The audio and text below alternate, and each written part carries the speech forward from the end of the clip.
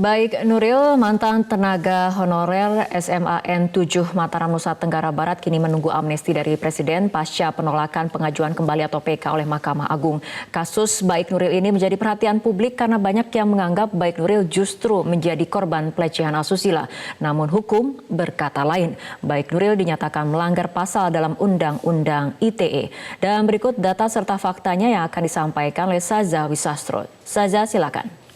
Baik Fitri, sebelum kita membahas mengenai amnesti yang akan diajukan oleh Baik Nuril kepada Presiden Joko Widodo, kita akan membahas terlebih dahulu bagaimana awalnya kasus ini berlangsung. Pada tahun 2002 yang lalu, Baik Nuril ini menyatakan, 2012 maksud kami, Baik Nuril menyatakan bahwa ia kerap kali ditelepon oleh atasannya yang pada saat itu merupakan kepala sekolah dari SMAN 7 Mataram, Nusa Tenggara Barat.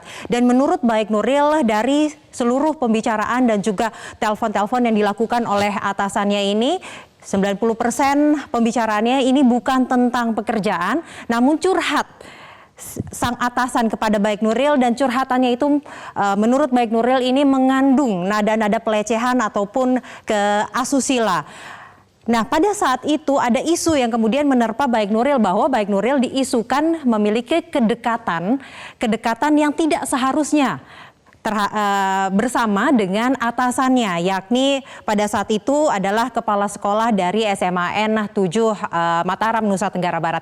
Karena jengah dengan isu kedekatan yang tidak semestinya itu, kemudian Baik Nuril merekam salah satu pembicaraan telepon dengan atasannya, namun rekaman tersebut tanpa seizin dan juga sepengetahuan dari atasannya tersebut. Baik Nuril pada saat itu juga tidak berani untuk mengadukan atau mengungkapkan mengenai isi pembicaraannya karena takut dipecat dari pekerjaannya. Namun kemudian Baik Nuril melaporkan, mengadukan kepada temannya, dan kemudian temannya menyebarkan tersebut, dan alhasil atasannya mengadukan Baik Nuril kepada pihak kepolisian dengan jerat pasal Undang-Undang ITE. Kemudian Baik Nuril dijerat oleh pasal 27 ayat 1 Undang-Undang ITE.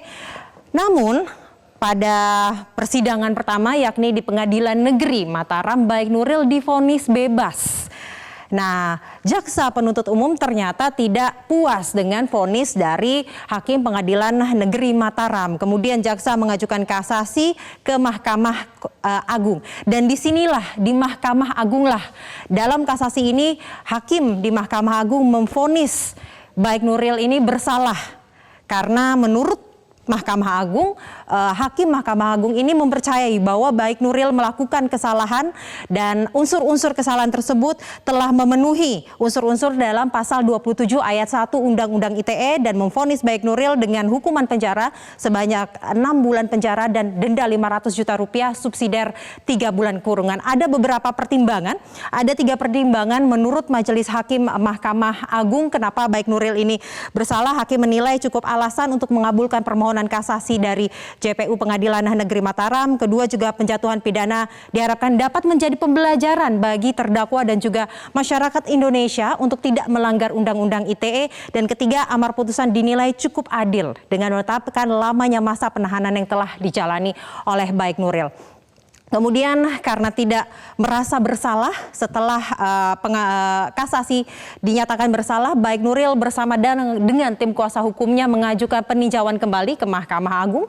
Pada saat itu sebelumnya sebenarnya Baik Nuril telah mengirimkan surat kepada Presiden Joko Widodo untuk diberikan pengampunan. Presiden Joko Widodo menyatakan akan terus memperhatikan kasus ini, tapi meminta Baik Nuril dan juga tim kuasa hukumnya untuk terus berupaya lewat jalan hukum hingga titik terakhir, yakni peninjauan kembali. Tapi ternyata di peninjauan kembali, MA menolak peninjauan kembali yang diajukan oleh Baik Nuril dan juga tim kuasa hukumnya.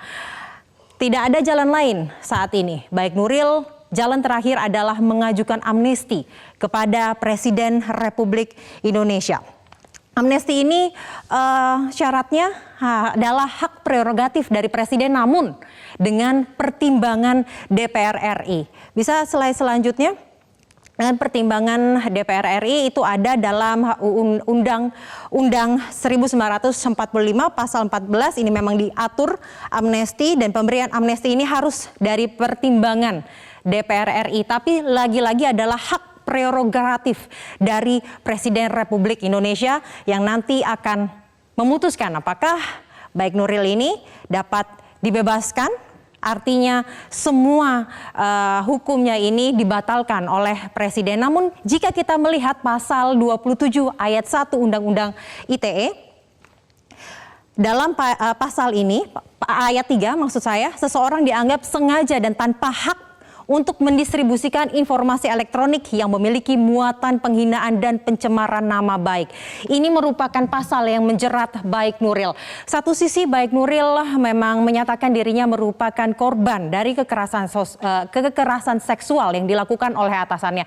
Namun dari sisi lain, Jaksa Penuntut Umum dari Pengadilan Negeri Mataram dan juga Mahkamah Agung telah meyakini bahwa perbuatan yang dilakukan baik Nuril merekam pembicaraan tanpa seizin dan juga mendistribusikannya telah memenuhi unsur-unsur dalam pasal 27 ayat 3 Undang-Undang ITE tahun 2008. Bagaimana polemik ini akan berakhir? Kita akan nantikan nanti setelah baik Nuril dan juga kuasa hukumnya ini mengajukan amnesti kepada Presiden Republik Indonesia. Fitri. Zaza Wisastro, terima kasih atas penjelasan Anda.